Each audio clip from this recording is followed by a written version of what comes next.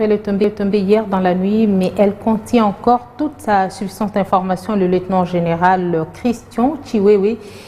le nouveau chef d'état-major des FARDC, le nouveau patron des FARDC, ancien commandant de la garde républicaine, est appelé à relever plusieurs défis auxquels est confrontée l'armée nationale. Rapport au Sarayango, Bokendaki, Bosiri Kamboana, Pekime Salinu. Fervent soldat dévoué pour la patrie, réservé, confiant, loyal et surtout très efficace, le lieutenant-général Christian Chiwewe, désormais le nouveau chef d'état-major général des FARDC, est le choix idéal opéré par les chefs de l'État, Félix Tshisekedi, sous proposition du Conseil supérieur de la défense pour diriger les forces armées de la République, d'après la plupart des Congolais et des partenaires du gouvernement congolais.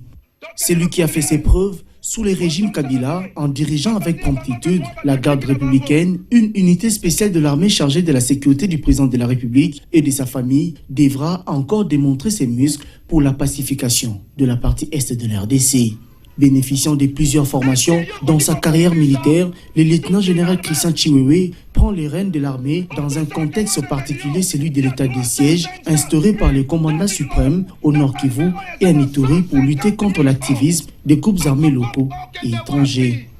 Aussi, sous la table du numéro 1 des FARDC se trouve les dossiers de l'agression rwandaise sous le label du M23 qui perdure depuis l'occupation des localités de Bunagana il y a près de 4 mois, jour pour jour. Cet officier supérieur des FARDC a aussi la lourde charge de coordonner l'arrivée des éléments de la force régionale de la communauté des États de l'Afrique de l'Est chargés de reprendre le contrôle de Bunagana. Il devra aussi participer à la mise en place des grandes réformes de l'armée visant à booster la performance au sein de l'armée congolaise.